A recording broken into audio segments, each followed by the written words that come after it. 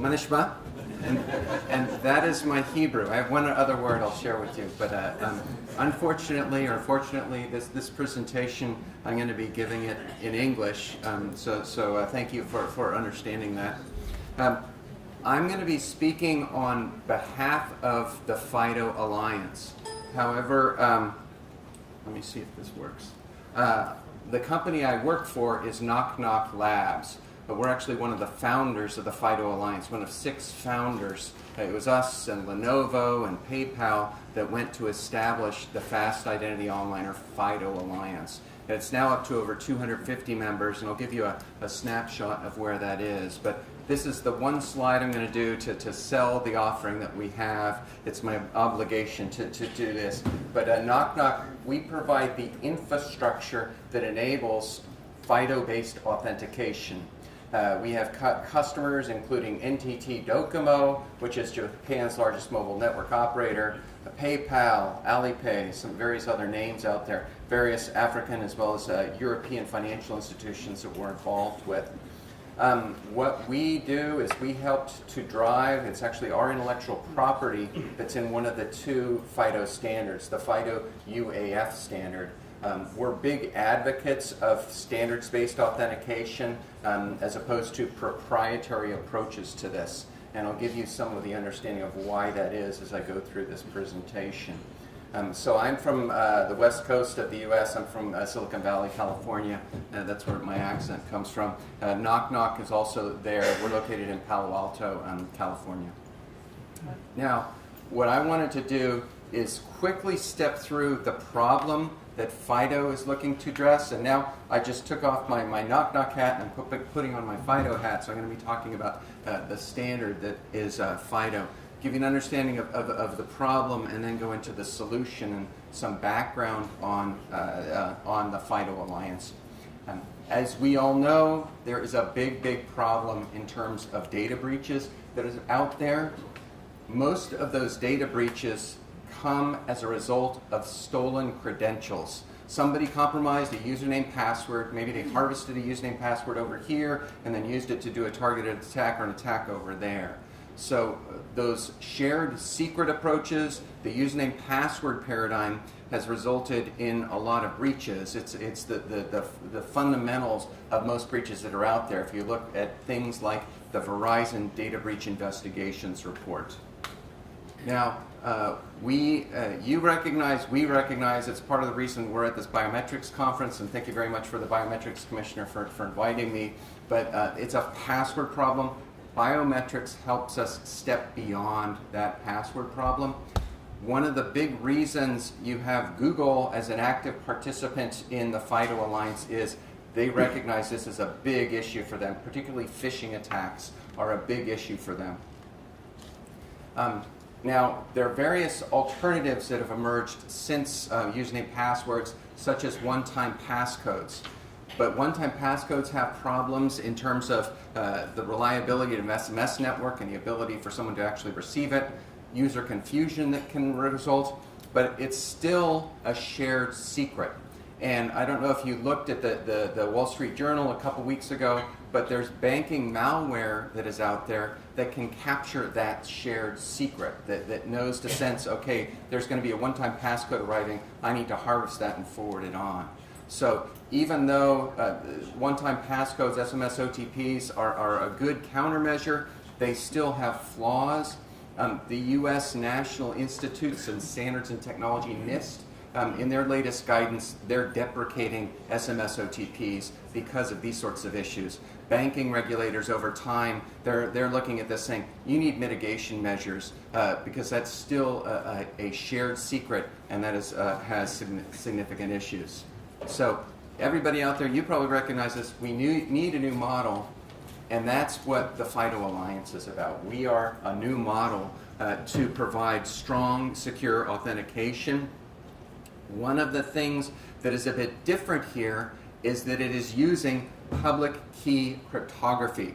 Now, I want to distinguish between PKI, public key infrastructure, and public key cryptography here. So this is not PKI, this is using public-private key pairs. and I'll go into a bit more detail about that, but it's basically online authentication using public-private key pairs. Now, in terms of the way things have been to date is there's typically been a trade-off between security and usability. You know, if you want more security to encrypt that database, well, that's going to slow down the machine. You want better malware protection, well, your antivirus is going to slow down that machine. So typically, it's been a sum-zero game between security and usability. The FIDO paradigm, and in big part is using biometrics, allows you to step beyond that, to have your cake and eat it too, because you're able to have better security as well as better usability. And that can yield a lot of benefits and also streamline adoption. We've seen many of our customers where the IT people are typically the bad guys because they're always having to say, no, no, no. You can't do this for compliance reasons. You can't do this for security reasons. This is one of the rare situations when it comes to biometrics where they can be the heroes because biometrics can allow you to have better security but also a better user experience. Old authentication, what most of us grew up with, where it's something that's using a shared secret. That could be a password, that could be a one-time passcode, and you need to present that human-readable secret to access the system. So this is the world of shared secrets. With FIDO authentication, what you're doing is the user is authenticating to the device, and the device authenticates to the back end. So if you look at multi-factor authentication, it's what you have, it's what you know, or it's what it's what you are. In this case, what you have is the device. You would have that device. What you know could be a PIN. What you are could be the biometric. But that's enabling the multi-factor authentication. And again, the user is authenticating locally to the device, unlocking a private key, which can in turn sign a challenge that gets sent down to the device. So that's where the public-private key pair comes into play here. And I'll go into a bit more detail there. But basically, on the server side, you have the public key. On the device side, you have the private key. The biometric, and that could be fingerprint, that could be face, that could be voice, that could be eye, it could be whatever biometric modality you might want out there. And one of the things to understand about FIDO is it's agnostic when it comes to these different biometric modalities. The FIDO standard doesn't say anything about biometrics. It's agnostic to that. But you unlock the private key with that biometric, and then you sign that challenge, and it gets sent back to that server. So it's using, again, public key cryptography, public-private key pairs. The public key sits on the server. The private key sits on the device and is unlocked by the biometric to sign that server. This has some significant privacy implications because on the server side, you never have user information. You have a public key. This is one of the ways you're able to mitigate scalable attacks. Because if you're using a shared secret infrastructure like username passwords, somebody can harvest that back end or have man-in-the-middle attacks to harvest passwords. When you're using public-private key pairs, those sorts of scalable attacks go away. You know, there's still issues. Somebody could use like a rubber fingerprint or try to spoof the biometric in some way, shape, or form. But the scalable attacks are countered by the FIDO authentication. Now, FIDO has two different protocols. The protocols are UAF, Universal Authentication Framework, and U2F, Universal Second Factor Framework. In terms of what you see up top, you have an authentication challenge where a challenge is sent down to the device from the server. The device unlocks that private key. There's a biometric verification that unlocks the private key to sign the challenge, and that signed challenge gets sent back to the server, compared against the public key, and that person is good to go. On the U2F side, this is dongles, things like Yubico, where you have a password, but you need a second factor there. You have the second factor challenge, you insert the dongle, press the button, and you're authenticated. So FIDO supports, these are two different specifications, but it supports both the passwordless and the second factor experience where there's a password involved.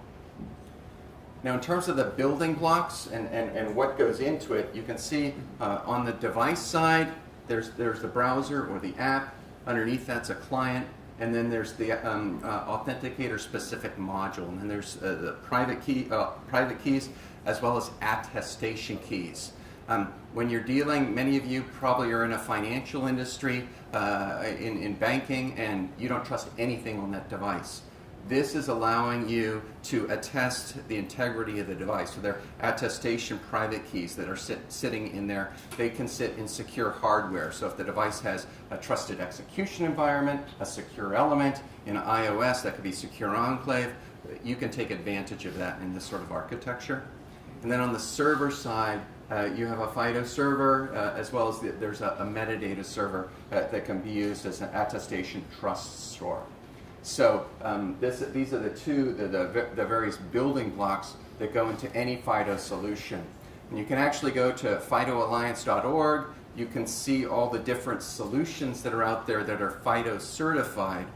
But one of the things that is near and dear to FIDO's approach is this is supposed to be plug and play. One of the challenges many organizations that are deploying this have is you can get locked into one vendor's proprietary approach. This is an open standard, so you can slot in different authenticators as you want to take advantage of those authenticators and avoid the vendor lock-in and avoid some custom integration. So that's one of the part of the thinking behind the FIDO Alliance. So it's combining usability as well as security, and there's a healthy privacy element into this that I'll go into more detail there, because you as a deploying organization are not holding on to a shared secret. You're not holding on to the biometric information. As Clive from Dayon had mentioned, the FIDO approach does biometric matching on the device as opposed to on the server, and that has some significant privacy implications which are very relevant, especially when you look at some of the compromises of biometric information on the back end that have occurred, like the U.S. Office of Personnel Management and the U.S. federal government, where they lost on the order of 4 million fingerprint images. And there's also the Philippine Election Commission, where I think it was 16 million fingerprints from Philippine citizens. So anytime you get a big repository of biometric information, you need to guard it very, very carefully, because there's the possibility of compromise. With the FIDO approach, that biometric information stays on the device, so you can sort of wash your hands in it. You don't need to worry about it.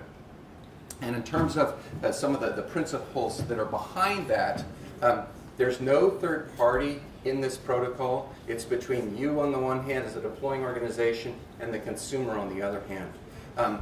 There are no secrets that stay on the server side. So the server has a public key, but it doesn't have that private key. And it doesn't have the biometric information. That biometric data never leaves the device. This is device-side matching. In terms of linkability between services, multiple different parties can leverage FIDO, support FIDO, but they're all going to have their discrete public-private key pairs. It's not like anything's being shared between those different parties. And on the consumer side, there's no linkability between accounts. So there's a healthy amount of nobody's going to be able to figure out, who that person is if they don't want to be discovered. There might be other ways to get at them, but not through the FIDO protocol. So those are some of the significant thoughts that go into FIDO when it comes to privacy. Now, I wanted to talk about the FIDO Alliance, just so you have an understanding of who's behind this and what's going on in that regards. Identity and access management is a very complex ecosystem, and there are many different players out there, and there are many different layers. You have identity proofing down at the bottom, sort of physical to digital identity. On top of that, user management, and then authentication, and then federation and single sign-on. So this is sort of the identity triangle, if you will. FIDO focuses on the authentication piece. And yes, FIDO talks up and down the stack, but it's significant and important when you hear this FIDO word and go, well, where does it fit into the identity ecosystem? Okay, it focuses on authentication basically trying to move beyond usernames and passwords. And again, it's agnostic when it comes to what the biometric modality might be. There's just a hotbed of innovation in terms of biometrics with new, millions of venture capital going into it, a lot of very cool biometric modalities coming out. But for the FIDO Alliance, FIDO's agnostic to that, because one of the drivers behind the FIDO Alliance is the ability for deploying organizations to quickly deploy these new biometric modalities. So FIDO has the authenticator providers, it has silicon manufacturers like a Qualcomm, it has device manufacturers like a Samsung, it also has deploying organizations that belong to the FIDO Alliance like MasterCard and Visa and USAA, as well as Bank of America. So this is a problem, it's an ecosystem problem to be solved, and FIDO has drawn in the various players in that ecosystem to try to solve specifically the authentication problem. Now, the FIDO mission, you can go to the FIDO website to try to figure out what we do. This is a nice snapshot, so you don't have to spend all that time doing that. FIDO is developing specifications, and those today are the UAF and the U2F specifications. So they're two specifications that have been published, they're public. It's also to drive adoption programs to try to proliferate this technology. People are deploying this, like I mentioned, NTT Docomo, they're in production. PayPal's in production. Bank of America, one of the largest financial institutions in the US, their consumer-facing mobile app is FIDO enabled. And I think they had, in the first 4 days of being live, they had over 1 million fingerprint registrations. So they saw a really rapid uptake in this. But FIDO, one of the things that it's trying to do is drive that adoption throughout the world. And then it's also to pursue formal standardization. So FIDO's sort of incubating the standard, but then wants to hand it off to an established standards body. And what happened in November of last year is the web API for FIDO was handed to the W3C to go through the W3C, the World Wide Web Consortium, standardization process. So that's what's happening in terms of formal standardization. And I'll talk about that more. But when the W3C adopts something, that gets driven into all your favorite web browsers. And so you're going to be seeing that proliferated into all the different web browsers that are out there. In terms of the board members for FIDO, this is the board here, and there's probably a few logos up there that you recognize.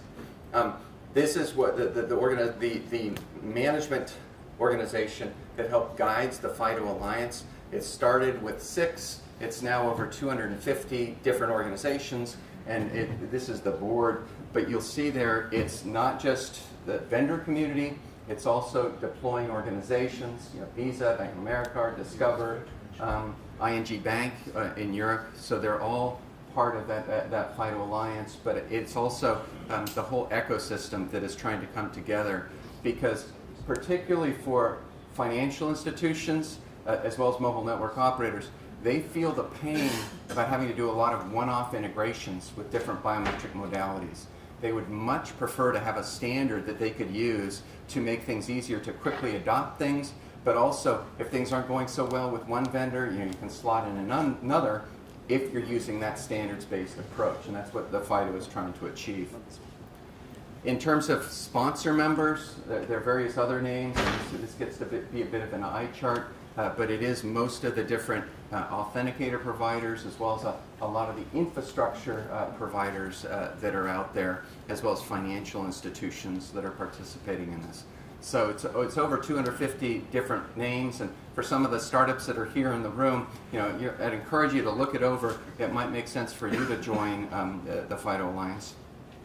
But there are also government members of the FIDO Alliance. The U.S. National Institutes of Standards and Technology belongs, as does the Cabinet Office in the UK.